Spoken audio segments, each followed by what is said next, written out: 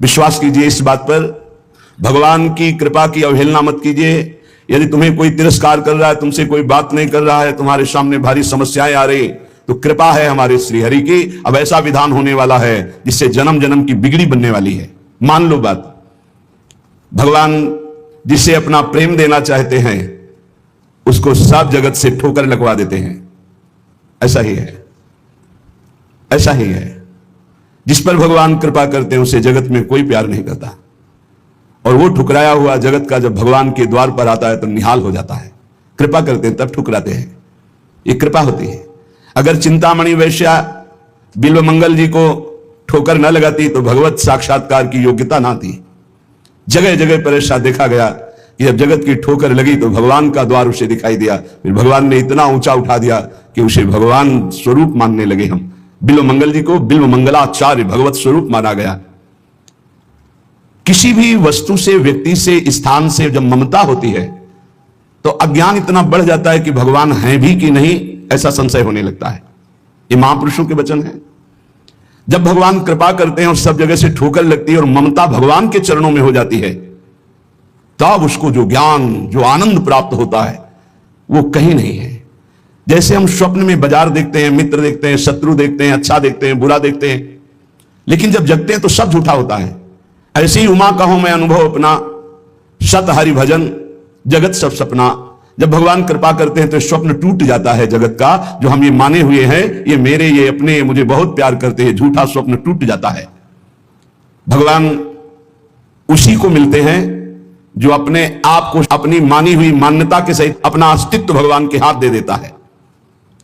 भगवान ऐसे उपासक को अपने आप को दे देते हैं। सौदा पक्का, आप अपने आप को दे दीजिए, कुछ न रहे आपका, तो भगवान अपने आप को दे देंगे। अहम भक्त पराधीनो असुतंत्र इव दीजिए, मैं भक्तों के हाथ बिका हुआ दास हूं। भगवान कहते मैं हूं भक्तन को दास, भगत मेरे मुकुटमणि। पग चापूं और सेज बिछाऊं, नौकर बनूं हजाम, हाकू बैल बनूं गढ़वारो, बिना तनख्वाह रथवान, यही तो मेरे मन में ठणी, भगत मेरे मुकुटमणि। अपनो परण विशार, भगत को पूरो परण निभाऊं, जाचक जाचू कहे तो बेचे से बिक जाऊं, जैसे पतिव्रता नारी घणी, भगत मेरे मुकुटमणि। मैं भक्तन को दास, भगत मेरे मुकुटमणि। यदि भक्त अपना सर्वस्व समर्पित कर देता है तो भगवान भी भक्त के हाथ में बिक जाते हैं। ये सौदा महंगा नहीं, बड़ा सस्ता है, क्योंकि आप अपना जीवन तो भोगों में ही बेच दिए जो नाशवान है। एक बार ये सौदा करके देखो, बहुत महंगा है, बहुत सस्ते में मिल रहा है। प्राण दिए ये प्रेम न पइए, ऐसो महंगो आय सखीरी। बड़ा महंगा है, अगर प्राण देने से मिल रहा है तो दौड़ के ले लो, कहीं दूसरा ना ले ले। हमारा जीवन सार्थक हो जाएगा यदि हम अपने आप को श्री भगवान के हवाले कर दें। मन वचन कर्म से अब मैं आपका हूं, दुख दो या सुख दो, दुर्गति हो या सदगति हो, अब केवल आप ही मेरी गति हो। बहुत बड़ी उत्तम बात है। भगवान के लिए अपना सर्वस्व समर्पित कर दो, अभी बेपरवाह हो जाओगे। ये जो चिंता है, जो शोक है, जो नाना प्रकार की परेशानियां हैं, ये अहंकार कारण है। अहंकार। भगवत प्राप्ति कुछ कठिन नहीं है, बिल्कुल कठिन नहीं है, किसी साधन की जरूरत नहीं है। साधन केवल असाधन त्यागने के लिए, असाधन त्याग दो, अभी भगवत स्वरूप प्रकाशित हो जाए। क्योंकि वो है, जो है उसको किसी साधना से पैदा नहीं किया जाता, वो है। साधन से असाधन का नाश हुआ, मन शांत और निर्मल हुआ, भगवत साक्षात्कार हो गया।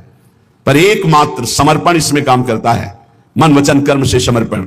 एक पद महापुरुषों ने गाया कि हरि मेरा सर्वस्व आपको समर्पित है, मेरी गति तुम ही, अनेक तोष पाऊं। बहुत जोर की बात है, बड़े महापुरुष का पद है, श्री सूरदास मदन मोहन जी महाराज। अगर हमने अपने प्रभु को सर्वस्व समर्पण कर दिया तो अनेक तोष पाऊं, अनेक प्रकार से अपने भक्त का सुख। भगवान का एक नाम है भक्त जन मन रंजन, अपने भक्त के मन को अपार आनंद देने वाले बन जाते हैं। प्रायः लोग डिप्रेशन के शिकार होते चले जा रहे हैं। क्यों? कल भी यहां बहुत परेशान है। डिप्रेशन है क्या आप समझिए पहले। व्यर्थ का चिंतन, व्यर्थ की कल्पना, व्यर्थ का भय, व्यर्थ की घबराहट, कहीं ऐसा न हो जाए, कहीं ऐसा न हो जाए। क्यों ऐसा हो रहा है? पाप कर्म किए हैं, पाप कर्म किए हैं। अब उनके दंड का समय आ रहा है, तो सबसे पहले बुरी दशा आने के पहले बुद्धि बदली जाती है। जेका विधना दारुण दुख दीन तेहि के मति पहले हरिलीन। सिद्धांत को समझो। और व्यर्थ की कल्पना, अगर उसी समय यह बात आने लगे पॉजिटिव, क्या होगा? भगवान मंगल करेंगे, अभी डिप्रेशन खत्म होना शुरू हो जाए। पहली बात, पाप नष्ट हुए बिना तुम्हारा मन निश्चिंत निशोक निर्भय नहीं होगा। प्यारे, दवाइयों से समय काट सकते हो लेकिन पूर्ण स्वस्थ नहीं हो सकते। पूर्ण स्वस्थ तब होगे जब आपका मन निर्मल होगा, मन शांत होगा, मन पॉजिटिव चिंतन करेगा, सकारात्मक चिंतन करेगा। और वो तब होगा जब आप नाम जप करोगे, जब भगवान का भरोसा ले लोगे। तो बड़ी से बड़ी विपत्ति में भी अब क्या होगा? वही होगा जो प्यारे ने मंगल रचा है। अब वही होगा जो आनंदमय होगा। मेरी गति तुम ही अनेक तोष पाऊं, चरण कमल नखमणि पर विषय सुख बहाऊं। घर घर जो डोलों तो हरि तुम्हें लजाऊं, मेरी गति तुम ही अनेक तोष पाऊं। आपके श्री चरण कमल नखमणि का साक्षात्कार करने के लिए समस्त विषयों को बहा दिया, त्याग दिया। हे नाथ, मेरी गति आप ही हो और मैं देख रहा हूं कि अनेक प्रकार से आप पोषण करते हो। यदि मैं आपका भरोसा छोड़कर औरों को आगे हाथ फैलाऊं, घर घर भटकूं, तो लज्जा है, धिक्कार है हमारी शरणागति पर। इन बातों को समझो। अगर आप प्रभु के सिवा किसी के आगे ऐसे करते हैं तो धिक्कार है शरणागति को तुम्हारी। अन्य आश्रय भी बना हुआ है। घर घर जो डोलो तो हरि तुम्हें लजाऊं, तुम्हारो कहाय कहो कौन को कहाऊं।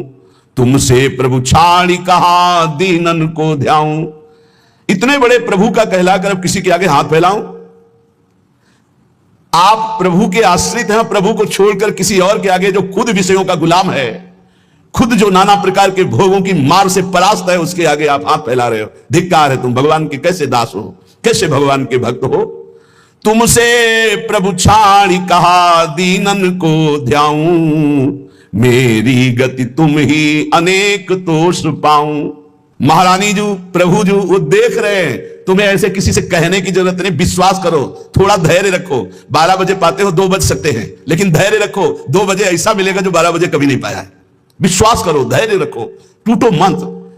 तुम्हारो कहाए कहो कौन को कहाऊं, तुमसे प्रभु छाड़ी कहा दीनन को ध्याऊं। ए बाबूजी, ऐसा कार्य कर दो, इससे अच्छा है भूख प्यास छोड़ करके और प्राण त्याग दो। अगर ये कहना पड़े हरि से अलग किसी से, और हरि से भी क्यों, हरि से भी क्यों, तुम्हारी गरज हो तो करो, तुम्हारी गरज हो तो करो। क्यों गरज है? तुम्हारी गरज है, कोई हमारी गरज है? हम आपके हैं, जैसे चाहो वैसे करो। तुमसे प्रभु छाड़ी कहा दीनन को ध्याऊं। हो सकता है वो अमुक भगत काम कर दे। प्रभु अखिल कोटि ब्रह्मांडों की ईश्वर, यदि उनसे काम नहीं बनता तो किसी से नहीं बनेगा, और उन्हीं से बनेगा तो बनेगा, नहीं तो भरपूर बिगड़े, किसी और का भरोसा नहीं। बिल्कुल ये सिद्धांत हृदय में रख लो तो जीवन भी मंगलमय हो जाएगा, भगवत प्राप्ति भी हो जाएगी। हम कदम कदम पे देख रहे हैं, कदम कदम पे। मांगना शब्द नहीं है, और जो जैसे प्रभु हमारा विधान बनाते हैं वैसे हमें जीना है। हमारा परमार्थ भगवत प्रसन्नता के लिए, अर्थ के लिए नहीं, व्यवस्था के लिए नहीं। मानो हमारी कोई व्यवस्था नहीं होगी तो 50-100 निकलो, 4 गांव में जाओ, रोटी मांग के लाओ, सब बैठ करके नमक रोटी खाओ, राधा गुणगान करो। अरे बिजली नहीं रहेगी तो दीपक से सत्संग हो जाएगा, माइक नहीं रहेगा तो इतना आवाज में दम दे देंगे श्री जी की आप तक आवाज पहुंच जाएगी। और जो होना है वो पक्का होना है। हम आशा क्यों करें भोगों की, धन की और भोगी पुरुषों की? आशा भोगी आस नहीं, आशा ही परमम दुखम नैराश्यम परमम सुखम। इधर से निराशा, आशा एक केवल स्वामिनी जी से, आशा एक केवल स्वामिनी जी से, वो भी स्वामिनी जी से कुछ लेने के लिए नहीं, स्वामिनी जी को सुख देने के लिए।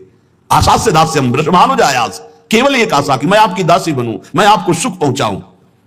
शीश तुम्हें नाय कहो कौन को नवाऊं, कंचन उर हार छाड़ काच क्यों बनाऊं। मणिगण पुंज ब्रजपति छाड़त हित हरिवंश कर गई कंचू। प्रभु को छोड़कर संसारी पुरुष का आश्रय कभी नहीं। एक बार सदगुरुदेव भगवान के पास एक आए, बैठे, थोड़ी देर चर्चा हुई, फिर उन्होंने कार्ड निकाला। ये क्या है? बोले इसमें नंबर है, कभी आपको कोई जरूरत हो तो फोन करवा देना। हाँ, जब से बचपन से बाबा जी बने आज तक तुम्हारे नंबर से ही काम चलता रहा। एकदम ले चलो, हम श्री जी से बात करेंगे कि तेरे से बात करेंगे? चल, जरूरत हमें क्या है? जरूरत ना पड़े इसी बात के लिए तो बाबा जी बने पड़े। हमारी कोई जरूरत नहीं, आपको जरूरत हो तो करो। जाहि ना चाहिए कबों कछो, हमें नहीं चाहिए। हम तो उसी में राजी है जिसमें आप राजी हो। जैसे रखोगे वैसे, ज्यों ज्यों राखत हो त्यों त्यों रहियत हो हरि। भगवत शरणागत चाहे गृहस्थ हो चाहे विरक्त, अन्य आश्रय नहीं, भगवत आश्रय। शीश तुम्हें नाय कहो कौन को नवाऊं, कंचन उरहार छाड़ी काच क्यों बनाऊं। अब तो जागृत शयन रहे तो ऊपर मणिकंचन जो पाची, प्रियालाल मणिकंचन में जैसे नीलमणि में कंचन, ऐसे हमारी माला की तरह युगल सरकार हृदय में पड़े। अब ये संसारिक राग कांच थोड़ी पहनेंगे। शोभा सब हानि करूं, जगत को हंसाऊं, हाथी ते उतर कहा गधा चढ़ाऊं। अरे भाई अब हंसी नहीं करवाएंगे कि देखो भगवान के दास है, हाथ केतिक आयु केतिक जीवन का है विनाशत काद हटकत। भगवत दास कहला करके दांते निपोर करके किसी से पैसा मांगना, इससे अच्छा है अन्न जल त्याग करके प्राण त्याग कर दो प्रभु के लिए। क्या ये जीवन है। संतों को, भक्तों को, भागवतों को कोई भिखारी न समझे। वो भिखारी नहीं है, वो बादशाह है। और जो भिखारी है वो भगवान के दास नहीं होते। भिक्षा के लिए केवल अन्न के टुकड़े की आज्ञा की है आचार्यों ने। भिक्षान्नम औषधम, भूख लगेगो मांग खाऊंगो गिनो न सांझ सवेरो। अगर धैर्य नहीं है तो ये सिद्धांत, और धैर्य है तो आकाश वृत्ति लेकर बैठ जाओ। वो तुम्हारे प्राणों का जब पोषण करना होगा तब भेज देंगे, और प्रणाम करके हाथ जोड़ के विनय करके तुम्हें पवा जाएंगे। उनके भरोसे तो होके देखो। कह रहे शोभा सब हानि करूं, जगत को हंसाऊं, हाथी ते उतर कहा गधा चढ़ी धाऊं। मेरी गति तुम ही अनेक तोष पाऊं। भगवान का दास के ये शोभा धारण किए हुए, जिसने अनंत ब्रह्मांडों का सृजन पलक झपकते कर दिया, हम उसके दास हैं। भूखे रहेंगे तो भी उसके दास हैं, थके रहेंगे तो भी उसके दास है, महलों में राखे चाहे झोपड़ी में बांस दे उसी के दास हैं। हम लोगों की ट्रेनिंग इसी बात की होती है, कभी घी घना, कभी मुट्ठी भर चना, और कभी वो भी ना बना तो भी जय हो वाह वाह। हमें क्या कहा जाता है, वाह वाह वाह वाह, तुम्हारा जीवन वाह वाह, हर कदम हमारा आगे बढ़ेगा, वाह वाह आगे बढ़ेगा। अब हाथी ते उतर के गधा में तो चढ़ना शोभा नहीं देगा। अर्थात भगवत शरणागति स्वीकार करके और जन जन से मांगना, जो मांगे सो बिल्कुल समझो भिक्षुक है। भक्त न सुने कभी भिखारी, ये बहुत घटिया बात है जो बाबा जी होकर के रुपया मांगता घूमे। बिल्कुल घटिया बात है, और भगवान की शरणागति पर कलंक है, और ऐसे कभी भक्त होते ही नहीं। और हमें लगता है ऐसों को बढ़ावा देना भी नहीं चाहिए, नहीं देना चाहिए। जो रुपये से अपनी वासना का पोषण करें और भगवान के नाम पर कलंक, दासत्व का कलंक धारण करें, नहीं, ये हमारे शास्त्र सिद्धांत गरज कर कहते हैं। नहीं, अरे घुटने टेक के, हमने देखा है महापुरुषों को देखा है। एक गरीब किसान अगर 10 रुपया निकाल के देता है, हाँ ऐसे आराम से रख लिए, और वही 18 लाख रुपए एक आकर के दे रहा सामने रख, उठा, नहीं सरकार आपकी सेवा, क्यों तुम्हारे बाप के नौकर सेवा में लगा दे, उठा चल। क्यों, उसको क्यों देखा, क्योंकि वो अहंकार से दे रहा है कि हम बड़े धनी, और वो गरीब बड़े धन्यता से दे रहा है, मालिक हम तो देने लायक नहीं, गरीब आदमी 10, तो उठा करके बड़ी प्रशंसा करते हुए और उसको रखते, और एक वहीं बड़ी धनराशि देता, अपमानित करके हटा देते। चलो कैसे समझा जाए। दुर्योधन कह रहा है आओ दुशासन के महल में, देवराज इंद्र को भी जो भोग दुर्लभ है वो है, मानो भगवान को कह रहा है कि आओ जो तुमने नहीं पाया होगा वो पाएंगे। वहां से चले आते हैं, देखते भी नहीं, और विदुरानी के हाथ के केले के छिलके पाते हैं। जैसा मेरे स्वामी का स्वभाव वैसा सेवक का भी स्वभाव होता है, वैसे उनके संतों का और भक्तों का स्वभाव होता है। वो कभी वैभव पर झुकने वाले या बिकने वाले नहीं होते हैं। शोभा सब हानि करूं, जगत को हंसाऊं, हाथी ते उतर कहा गधा चढ़ धाऊं। एक जगह है जहां ये पश्चाताप होना चाहिए कि मेरे पास वो कुछ नहीं है जिससे मैं इनको लुभायमान कर सकूं। वो है संत, वो भगवान के जन, जिनके सामने जाकर तुम्हारा सब हेकड़ी धूल धूसरित हो जाए और लगे मैं इनको रिझाऊं कैसे, मेरे पास तो वो है ही नहीं जिससे रिझते हैं, ये लगना चाहिए। हाथी ते उतरी कहा गधा चढ़ धाऊं, नंबर ले लिया, उसको संभाल के रख लिया। क्यों, कब जब जरूरत पड़ेगी तो फोन करेंगे। करो फोन इनका, यमराज का फोन जब आएगा तो ये कोई फोन तुम्हारे काम नहीं करेंगे। और अगर हरि का केवल नंबर रखा है, सेव है एक नंबर, एक ही नंबर सेव है, राधा राधा राधा, तो ठीक घंटी बजते ही उत्तर मिलेगा। और अगर सैकड़ों नंबर सेव है तो किशोरी जी जानती है इसको हमारी विशेष आवश्यकता है, इसके बहुत से नंबर हैं, देख लो मोबाइल वालों। आखिरी नंबर इन्हीं का लगता है, तो पहला जो इनका नंबर और आखिरी नंबर इन्हीं का रखेगा। पहला भी नंबर है और आखिरी भी इन्हीं से, आदि भी इन्हीं से, अंत भी इन्हीं से, तो मध्य भी इन्हीं का। जीवन मंगल में हो जाएगा। हमारी बात मान लो, हम जीवन भर के अनुभव की बात करते ऐसे, अब तो बिगड़ा, और भरोसा इनका तो ऐसा चट्ट संभल के खड़ा हो गया, पूछो मत। कई ऐसी घटनाएं, बड़ा सब व्यवहार का सिस्टम देखते हैं हम। किसी भी तरह का कोई प्रतिग्रह लेने की यहां आज्ञा नहीं है, किसी भी तरह का कोई प्रतिग्रह। और बड़े बड़े खर्चे का जब आता है तो देखते कैसे श्री जी करती, केवल श्री जी स्पष्ट दिखाई देता है। ये स्वामिनी, मैं इसको जानता भी नहीं कौन है, और रोकर घुटने टेक करके अपने आप व्यवस्था कर जाता है। तो शोभा सब हानि करूं, जगत को हंसाऊं, हाथी ते उतर कहा गधा चढ़ धाऊं। जब वीर शिवाजी को पता चला कि जिन तुकाराम जी महाराज का ऐसा प्रताप है, उनके घर में खाने की भी व्यवस्था सही ढंग से नहीं, और ढेर लगा दिया, अन्न के बोरे, घी के बड़े बड़े टीन, बूरा के बोरे, सब व्यवस्था। आप कीर्तन करके जब घर पधारे तो बोले ये सब क्या, बोले छत्रपति वीर शिवाजी ने सारी व्यवस्था की। पत्नी ने बताया, बोले इसी समय तुरंत घर से बाहर करो, सब एक भी दाना नहीं रखना। जबकि महाभागवत शिवाजी थे, एक भी दाना नहीं, हम केवल हरि के दिए जीते, हम किसी और के नहीं, हम केवल विट्ठल के दिए जीते, ये नहीं ये नहीं, सब हटवा दिया। जो चक्की में थोड़ा पीछा गया था ना, वो तक हटवा, नहीं हम हरि के दिए जीते हैं। अगर वैभव हरि में देकर वैभव में रखना चाहते तो जय जय आपकी, और आप हमें अगर आप फुटपाथ पे रखना चाहते हो तो जय जय। ये केवल प्रवचन नहीं, दोनों जीवन है। कुमकुम लेप छाणी काजर मुंह लाऊं, कामधेनु घर में तजी अजा क्यों दुहाऊं, मेरी गति तुम ही अनेक तोष पाऊं। यदि आपके सिवा किसी और की तरफ देखूं, आपकी तरफ देखने का मतलब है कुमकुम का लेप होना, और दूसरों की तरफ देखने का मतलब है काजर की लेप होना। आपसे प्राप्त करना मानो कामधेनु, और दूसरों से चाहना मानो बकरी का दूध। नहीं चाहिए, कामधेनु जब घर में है तो मुझे अजा का दूध नहीं चाहिए। कनक महल छाणी अब क्यों परन कुटी छाऊं, पायन जो पेलो प्रभु तो नानत जाऊं। अब तो हर समय आपके चरणों के समीप रहते हैं, मानो हम महल में रहते हैं प्रिया प्रीतम के। अब हम पर्णकुटी क्यों छाए जब महल में हमें वास मिल गया। अब आप लात मारो तो भी आपको छोड़ने वाले नहीं। पाइन जो पेलो प्रभु तो न अनत जाऊं। आगे की बहुत बड़ी बात कह रहे, सूरदास मदन मोहन जन्म जन्म गाऊं, संतन की पनही को रक्षक कहाऊं, मेरी गति तुम ही अनेक तोष पाऊं। हे प्रभु, बार बार जन्म हो और आपका ही नाम जप करके आपकी लीलाओं का गायन कर व्यतीत हो, और आपके परम प्रेमी भक्त संतों की जूती का मैं रक्षक कहलाऊं। जहां उनकी जूती उतरे वहां मैं रखकर उनको साफ करूं और उनकी सुरक्षा करूं। संतन की पनही को रक्षक कहाऊं, मेरी गति तुम ही अनेक तोष पाऊं।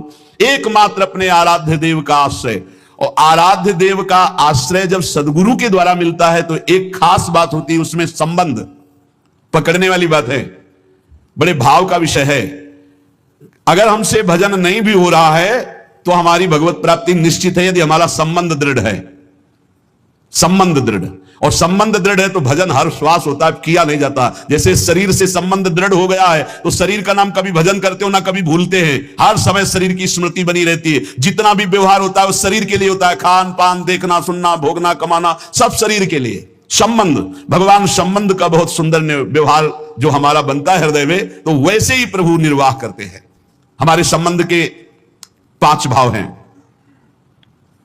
दास्य, सख्य, वात्सल्य, कांता, सहचर्य। शांत भाव तो समदर्शिता में ब्रह्म ज्ञान के अंदर भी रहता है, लेकिन जो सुखास्पद भाव है वो दास्य, सख्य, वात्सल्य, कांता और सहचर्य। कांता गोपी भाव और सहचर्य, इन भावों के द्वारा जो गुरुदेव हमें संबंध देते हैं उसमें दृढ़ रहना चाहिए। संबंध का निर्वाह प्रभु बहुत जोर से करते हैं। संबंध जो मिला है वो ठसक में बदल जाए। मैं प्यारी जू की सहचरी हूं, मैं प्रियाजू की प्रिय सहचरी हूं, ये ठसक बन जाए। जैसे अपने वृंदावनवासी राधा उपासी नित्य विहार रस के जो भजनानंदी जन है, चाहे वो गृहस्थ हो चाहे विरक्त, ठसक होनी चाहिए। हमारे माई श्यामाजू को राज, मैं श्री जी की हूं, मैं प्यारी जू की हूं। सच्ची मानिए, ये स्त्री पुरुष शरीर की पोशाक है, न तुम स्त्री हो न पुरुष हो, भगवत दिव्य अंश हो। कैसे निर्वाह करते हैं संबंध का हमारे प्रियालाल श्री विट्ठलनाथ जी। कल आपने चर्चा सुनी श्री त्रिपुरदास जी की, उसमें श्री विट्ठलनाथ गोस्वामी जी का भी नाम आया था। श्री विट्ठलनाथ जी ठाकुर जी के प्रति वात्सल्य भाव रखते थे। मेरे लाला पुष्ट मार्गी, वात्सल्य भाव, जैसा भाव करोगे वैसे ही। ये था माम प्रपद्यन्ते तास तथैव भजाम्यहम् हम। ठाकुर जी के प्रति इनका पुत्र भाव था, मेरा लाला। जैसे नंद बाबा, ठीक ऐसा ही भाव श्री विट्ठलनाथ गोस्वामी जी का।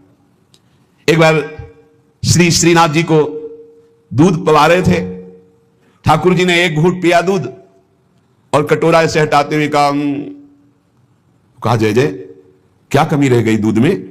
ठाकुर जी ने कहा बहुत मीठा कर दिया, मिश्री बहुत अधिक डाल दी, मुझसे पिया नहीं जाता। बड़ी मनोहर करी, आज पी लो कोई बात नहीं, क्योंकि पुत्र भाव है। ठाकुर जी ने बड़ा ऐसे करते हुए पिया। दूसरी बार भोग में आपने मिश्री कम मिलाई, ठाकुर जी ने एक घूंट पिया, ऐसे कर दिया। कहा जय जय, आज क्या कमी? कहा दूध तो एकदम सीठा कर दिया, फिर भी पी लो। थोड़ा ही कम तो मिश्री मिलाई, पहले वाले में आप कह रहे थे मिश्री बहुत अधिक है तो इसे थोड़ी कम कर दी। बोले नहीं सीठा है, पी लो, आप पी लो। बहुत दुलार किया, दूध पी लिया। तीसरी बार जब भोग लगाया तो मिश्री अलग दूध अलग। लालजू ने कहा आपने ऐसा क्यों किया, मिश्री क्यों नहीं मिलाई? गोसाई जी ने कहा, जब मेरे द्वारा मिलाई हुई मिश्री आपको पसंद ही नहीं आती, कभी कह देते हो बहुत मीठा है, कभी कह देते हो सीठा है, तो आज स्वयं मिला लो। तो हंसकर कहा कि हम मिलाने लायक हैं, हम आपके बालक हैं, बालक मिलाना क्या जाने। और दौड़ गए और गोद में बैठकर छाती से चिपक गए और कहा, रूस गए क्या, मिला के पिलाओ, हम तो बालक हैं, हम थोड़ी मिला पाएंगे। ये था माम प्रपद्यन्ते, वात्सल्य भाव, मेरे पुत्र हो। तो वैसे ही ठाकुर जी, गोसाई जी ये हृदय से चिपक करके श्री श्रीनाथ जी कहने लगे, मैं तो आपका बालक हूं ना। अशुभ प्रवाह होने लगा। ठाकुर जी ऐसे महान सुख देते हैं जो जिस भाव से। एक दिन मचल गए, सैया रचना करके जब शयन कराने को गए, कहा यह सैया ठीक नहीं है, दूसरी सैया ले आए। ये बिछौना ठीक नहीं है, दूसरा बिछौना ले आए। नहीं नहीं, ये रंग मुझे पसंद नहीं, और रंग का बिछौना बिछा दिया। अब कितने बिछौना, कितनी सैयाएं बदल दी लालजू महाराज बार बार, ये ठीक नहीं, ये ठीक नहीं। पसीना पसीना हो गए थे गोसाई जी। गोसाई जी ने कहा कि आपको कौन सी सैया पसंद आएगी, कौन सा बिछौना पसंद आएगा। बोले बताओ, तुम सैया बनो और तुम्हारी छाती पे हम सोएंगे, क्योंकि हम यशोदा मैया की गोद में ही सोते हैं। अगर दिन में कभी अथाई में बाबा के पास गए तो उनके तोंद पे लेट के सोते, तो आप लेटो और आपकी गोद में हम।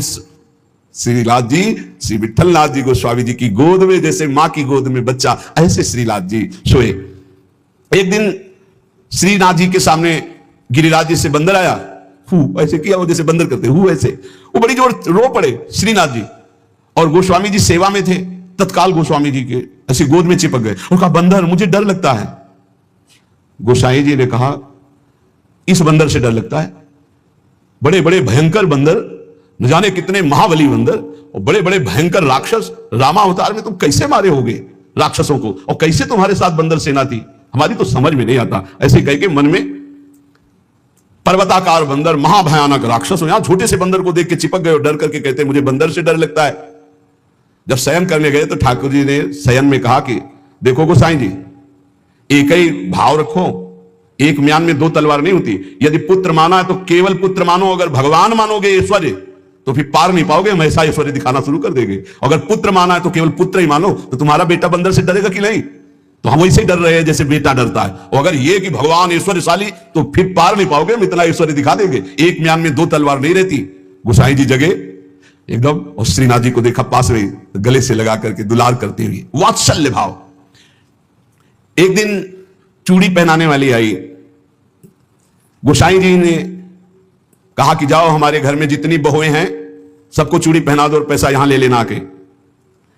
आपके 7 पुत्र थे तो 7 बधुएं थी।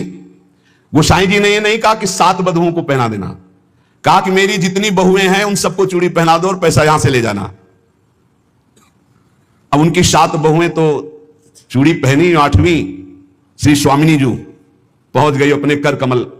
जे ही उस चूड़ी पहनाने वाली ने श्री जी के कर कमल को देखा, अशुभ प्रवाह, आनंद मूर्ति हमारी प्यारी जो है, अशुभ प्रवाह होने लगी। ऐसा उसको लगने लगा कि आनंद के आवेग में मुझे मूर्छा आ जाएगी। नीलांबर का हल्का सा घूंघट है, मनो मृणाल, मनो कमल लाल, ऐसे सुंदर कर कमल। वो सोच रही इनके कर कमल में पहनाने लायक तो चूड़ियां ही नहीं हमारे पास। श्री जी ने इशारा किया, पहनाओ। किसी तरह वो प्रेम शिथिल होते हुए जैसे जैसे इशारा होता गया वो चूड़ियां पहनाई। बहुत देर तक वह शुभ प्रवाह करती रही। इसके बाद गोस्वामी जी के पास उसको ले जाया गया। गोस्वामी जी ने 7 बहुओं की चूड़ी के कितने पैसे होते? तो उसने कहा 7 नहीं 8।